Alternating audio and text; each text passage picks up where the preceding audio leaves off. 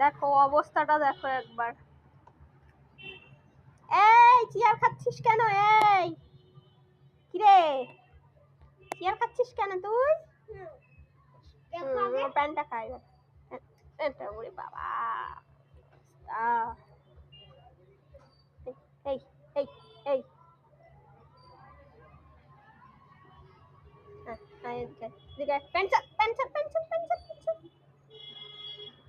খালি কামড়া কামড়ি খালি কামড়া কামড়ি খালি কামড়া কামড়ি কি জাদু?